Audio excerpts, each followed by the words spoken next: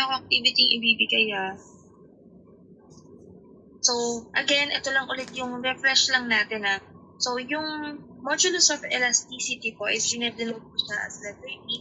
Yung actual deformation is parang itsurang, tama ba? Gamma or iibayin ko ba siya? Yung pag-deform?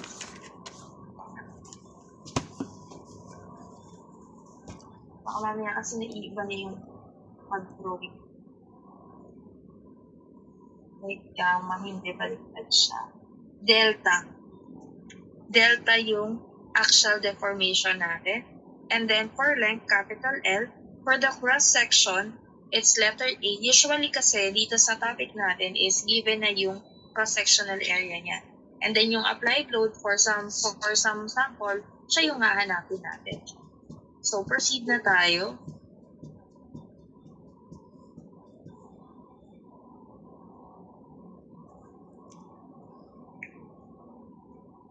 So for problem number 1, type 3 sa chat box kung ready na po. Mag-start na po ako. Type 3 po sa chat box.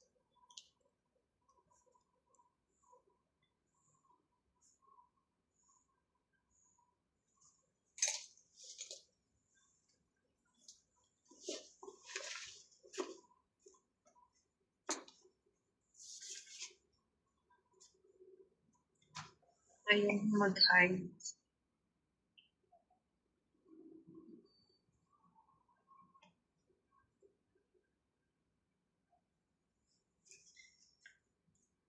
Yan. So, an aluminum bar having a nakalock na naman aking settings.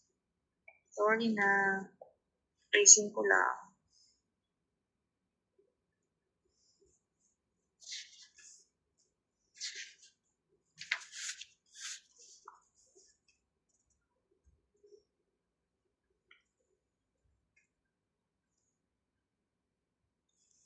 So, problem number 1, an aluminum bar having a cross-sectional area of 160 millimeters squared carries axial loads shown below. So, yung E value natin here, or the modulus of elasticity natin is 70 gigapascal. Compute the total deformation of the bar. So, bakit po kaya nag-cut si ma'am ng A1, A2, and A3? So, dito kasi kahit sinabi niyang lahat ng cross-sectional area niya is 160 millimeters squared, tinry ko siyang i-cut. And since sabi niya, yung total deformation daw nung magiging, or kahit lahat yan po is still dahil nakakat po siya, kailangan natin siya i-analyze. So, ang gagawin po natin dyan una is i-cut natin yung una. Pagka kinat natin itong portion na to, yung magiging cut niya po is itong green color. Ganyan po yung magiging itsura niya. So, pagka kinat ko po yan, ang makakover lang natin is yung left side.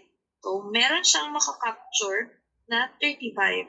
So, if 35 to, meaning to say, dapat meron siyang equal na force sa kanya na magre-resist. So, kaya tayo magkakaroon ng color yellow na force kasi yan yung pinaka-total. Summation of forces along X, so yung going to the left is equal kay going to the right. So this will also give us 35.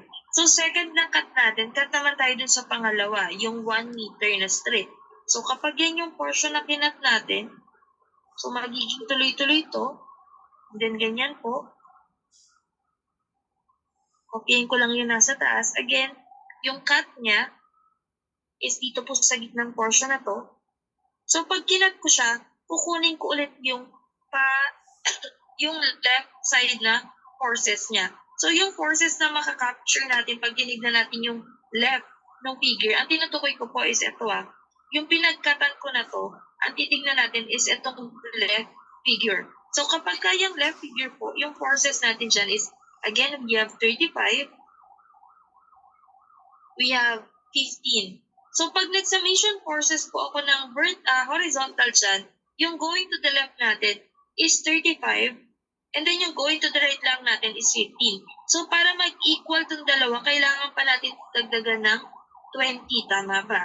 So ibig sabihin, pagkakaroon ako dito ng force dito sa cut na to na 20 para mag-equal po itong portion na to. So, itong total na to is 35. So, equal lang din siya kay 35.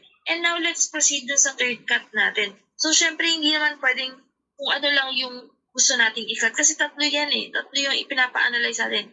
So, cut naman tayo sa part na to. So, pag nag-cut ako sa part na to, and then ni-redraw ko yung illustration na yan, so we will have the same hanggang papunta doon. So, same cut. And then, ito mabubuo. Yung tatlong pangatlong portion yung magkakaroon siya na cut. Wait lang. So, kapag kinapture ko lahat ng forces, again, sa mga hindi pa rin makasabay, ito po yung cut ko. So, ang titignan ko is yung left side. Okay? So, left side. So, let's try. So, we have here 25. We have here 35. And then 15. And then we also have 30. So, in order for us to have an equal part, so this is 45 na, di ba? 30 plus 15 is 45. And this is 35 lang. Gusto natin equal. Ito going to the right, ito going to the left. This is 35, and this is 45. So, kulang tayo ng ganito na 10. So, dito, ibig sabihin, ang ilalagay ko dito is pa-compression or papasok dun sa object natin which is equivalent kay 10. So, another hint. Ma'am, bakit kaya pwede bang sa right side na ako tumingin? Sige, if we proceed the cut, kunyari, nag-start tayo. So, itong analysis na ginagawa ko is nag-start tayo sa left side. Gawin ko naman, mag-start ako sa right side. Try ko lang isa lang.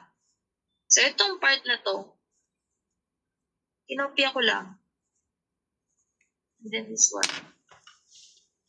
Kopyahin ko yung existing force na nasa right side. If I will consider yung cut na to, and then si right side naman, I have to copy yung 10 na force. So, if I have here 10 going to the left, of course, kailangan meron siyang equal na going to the right na 10.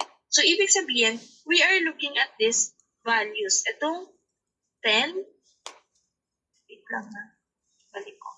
I should use other color, so blue. So, I have here 10, I have 20 force, and then I have 35. So, if i-analyze ko siyang tatlo. Pero sabi niya, ang total lang dapat natin is yung total deformation na hinahanap natin. So, to get the formula natin for the deformation sa cut 1 natin, we have deformation for number 1, we have, anong formula natin for deformation? We have PL over AE. So, yung shortcut ko itong formula natin. So, ang formula for deformation is PLAE. Para hindi nyo makalimutan, PLAE, ito is natatandaan ko na siya kahit hindi ko to ituro. Kahit diretso sa board exam, deformation, PLAE. PLAE yung natandaan ko. Kasi yun yung easiest, di ba? PLAE. So, PLAE. Hindi naman pwedeng lahat PLAE. So, pagka ika-cancel out mo yung mga unit niyan, makikita mo naman na ang deformation dapat in length, di ba? Unit in length. So, it is in, hindi pwedeng meter, medyo parang hindi realistic yung meter kasi, pero length unit si meter. So, best unit natin for deformation is in millimeter. So, if we try to substitute, we will have 3 deformation here. So, we have deformation din sa part 2 and then deformation for part 3. Mag-add na lang ako ng another page para mas clear siya.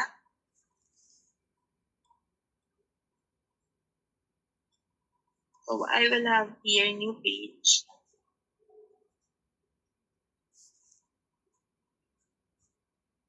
So, deformation at 2 is also PLAE or PLAE. And then, deformation at 3, dito ko na lang lagay. So, I have here PLAE. Pero kasi gusto ko sunod-sunod siya. Wait lang may purpose ako kung bakit ko siya sinusunod-sunod.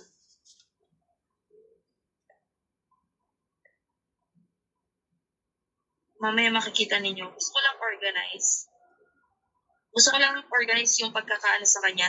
So, itong part na to, ikakat ko. And then, dito siya. Kasi later on, ipa-plus na natin yan eh. Wait lang ayan. So, pantay-pantay na sila. Okay? And then let's try to substitute yung values niya. So we have here, wait lang.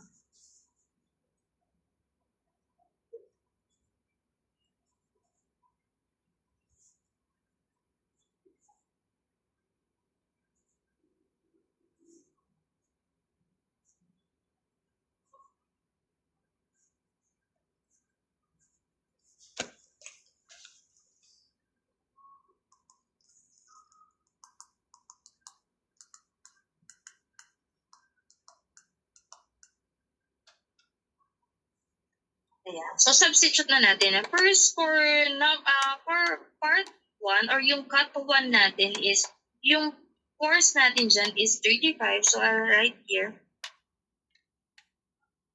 35. And then yung wala pala tayong value, no? Sa force natin. So let's use kilonewton. So let's use kilonewton. So if this is kilonewton, of course we have to convert the kilonewton to newton. So 1 kilonewton is equal siya kay 1,000 newton. So this is just for the conversion. And then next, yung L niya is yung length ng part 1 natin or yung cut 1 natin, wherein that is 0.8 meters. So lagay ko dito, 0.8 meters.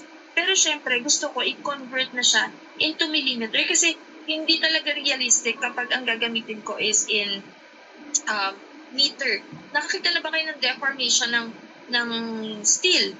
Tapos 1 meter yung length. No, ang unusual lang talaga, maliliit lang. So, we have here 1 meter 1,000 is equal siya kay 1,000 millimeter. Next is yung area.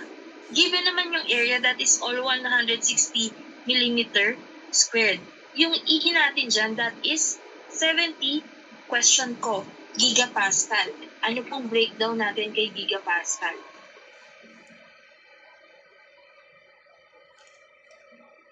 Pwede pong may mag-unmute. Alam ko, binigyan ko kayo ng hint during exam. Sana hindi nakakalimutan.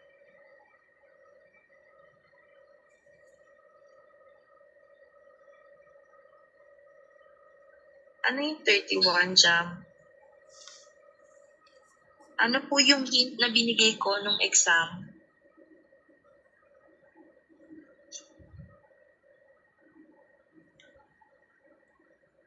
Tawag na tayo, hindi na kayo sumasagot. Si Lalo. Lalo?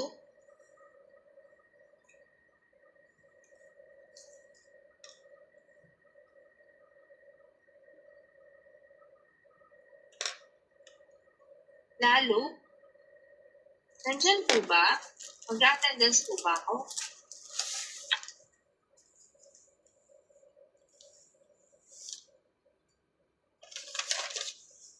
Hello po.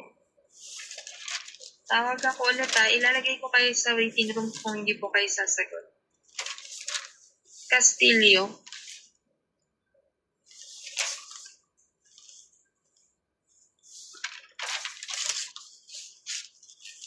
Gigapascal po.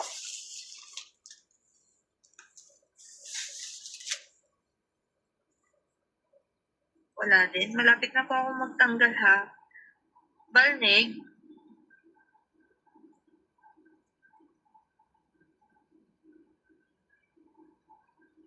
Balneg. Narinig po ba ako? Narinig ba ako, Adriano? Yes po. Bakit wala si Balneg? Sino pa yun? Si Castillo. Lalagay ko na kayo sa waiting room.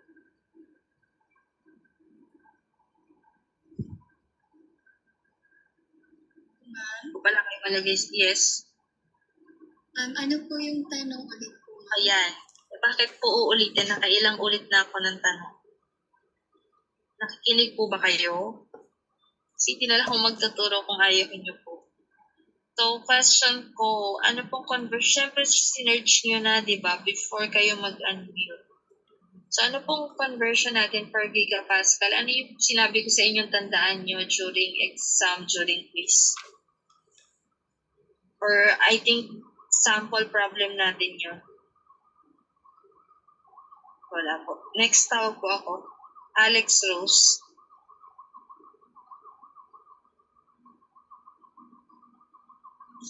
Hello po, ma'am. Yes. Ma'am, di ko po exactly matandaan, ma'am. Ay, hindi ko po matandaan, ma'am, yung last time po nung quiz mo. Sige. Si Ponsalan, wala ka pala nun. Barsana. Barsana.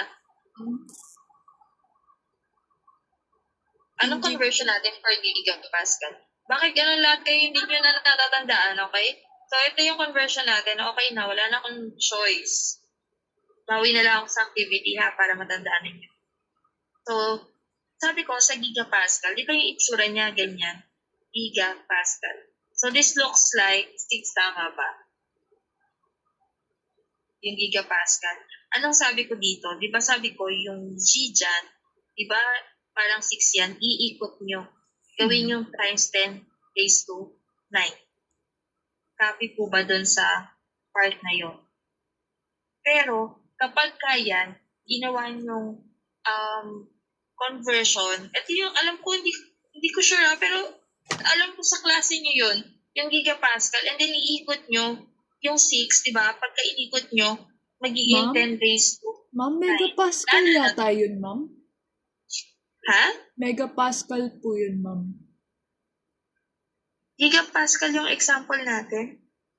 Ay, ma'am, yung dati pong discussion, ma'am.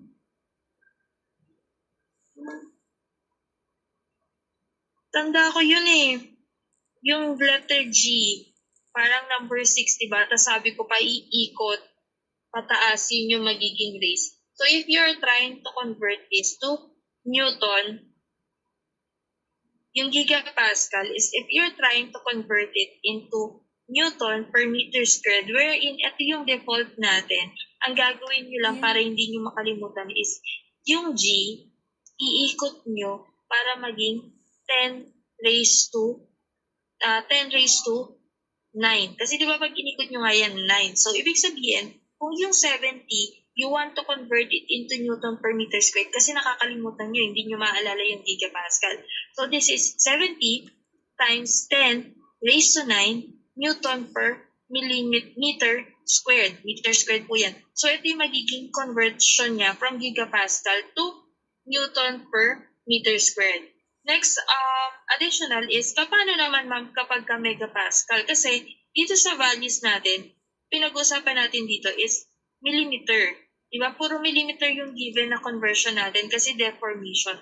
So take note na yung value natin here is gigapascal. So 1 gigapascal is equal kay 1,000 megapascal. So kung 70 to, multiply natin sa 1,000 to make it megapascal. So megapascal is Newton per millimeter squared. So if I try to write it here, yung 70 natin, gigapascal, so magiging 70 times 1,000 to make it Newton per millimeter squared. Next is, cancel ko na to Then guys, burahin ko, ibababa ko na lang to kasi naharangan ako dun sa total nung formula natin. Again, sorry, para lang maayos yung solusyon natin. Nandiyan si Noblesa?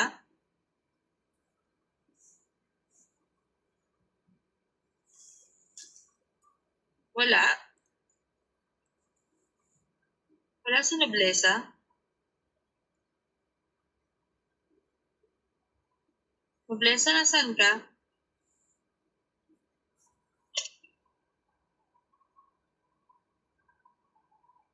Hala guys, ano nangyayari sa inyo? Nawala si Noblesa.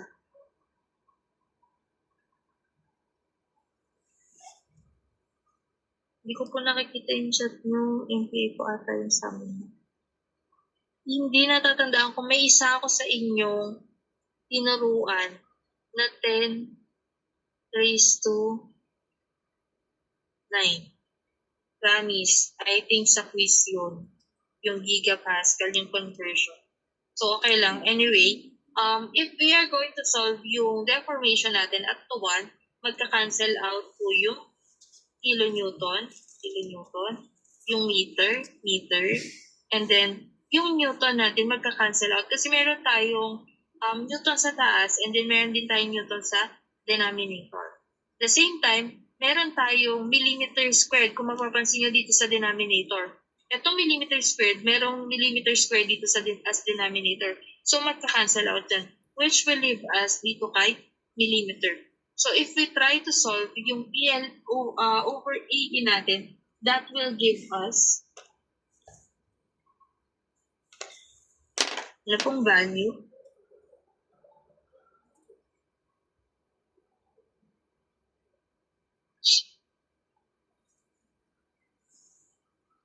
.5 millimeter. And as you can see, sa illustration natin, yung 35, dahil tingnan yung illustration doon sa una, itong part na to. Di ba, yung dalawang force dyan, ini-stretch niya yung object natin.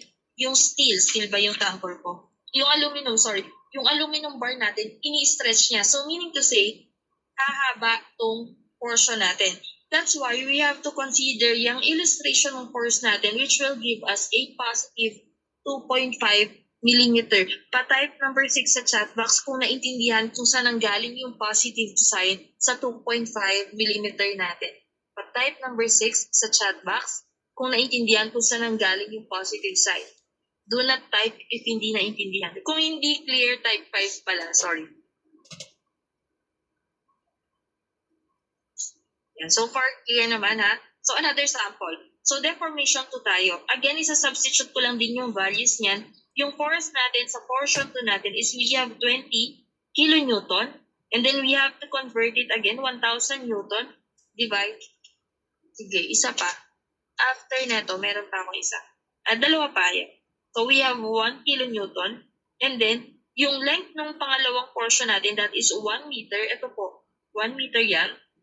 That's why dito, yung 1 meter natin, pero i-convert ko ulit siya. So I'll put a conversion which is 1,000 millimeter all over 1 meter.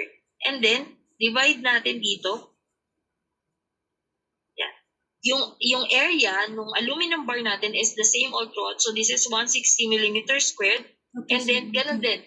Yung modulus of elasticity naman natin hindi nagbabago. So this is also 70 times 1,000 Newton per millimeter squared.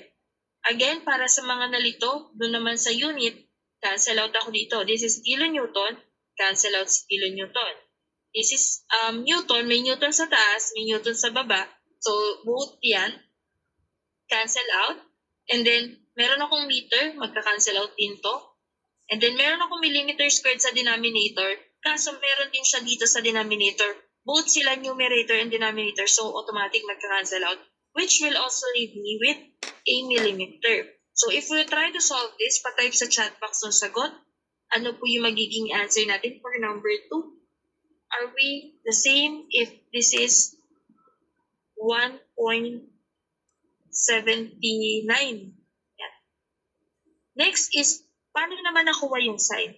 Diba, itong 20 na to, pinupul niya palabas yung aluminum natin. Same with the 35. So kung ito si Melissa, nasa gitna, tapos hinahatak siya ni Edriel, hinahatak siya ni Get Ready With Me, di ba may stretch siya?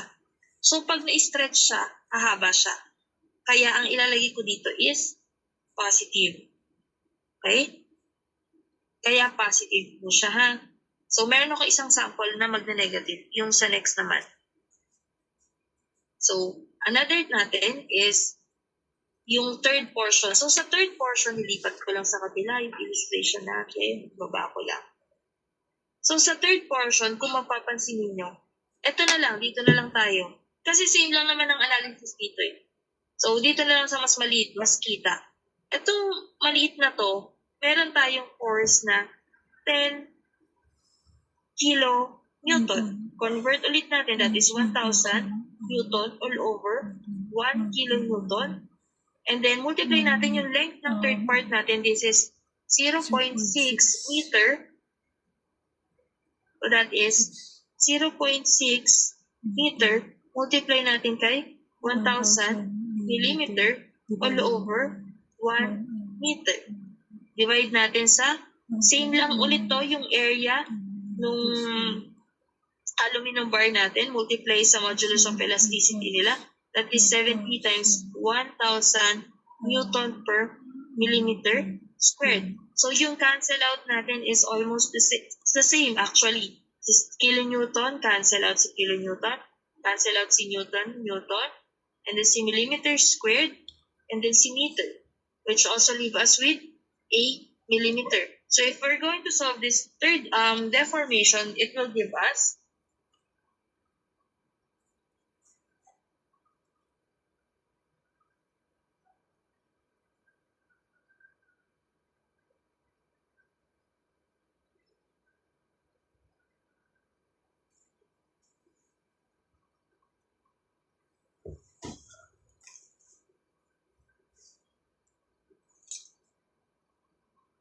so we have the same 0.54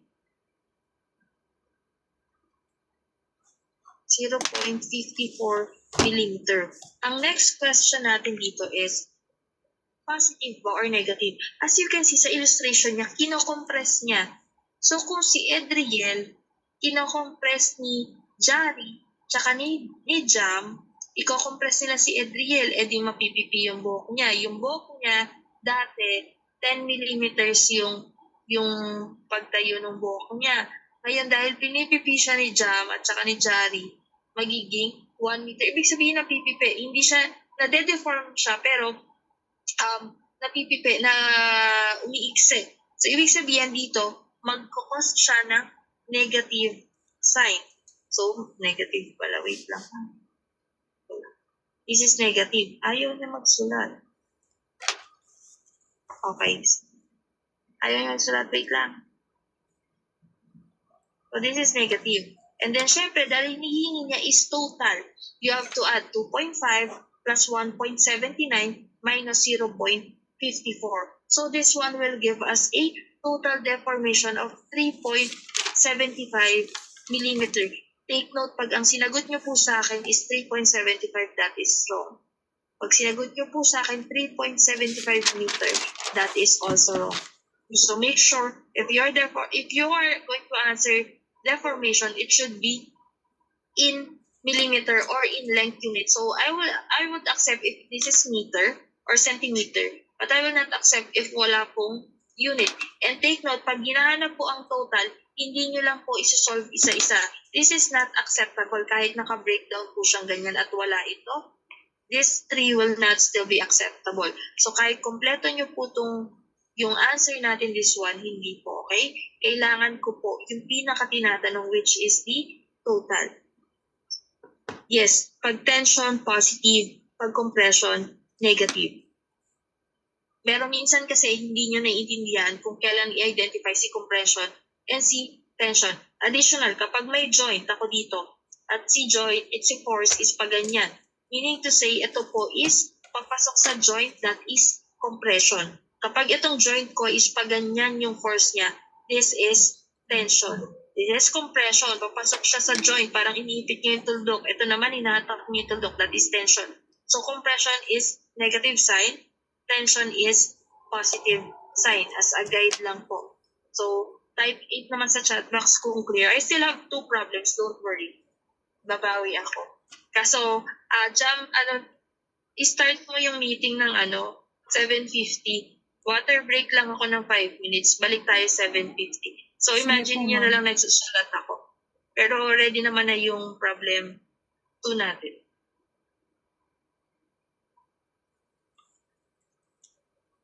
Balik lang. End mo na lang, Jam. Balik tayo ng 7:50. Okay?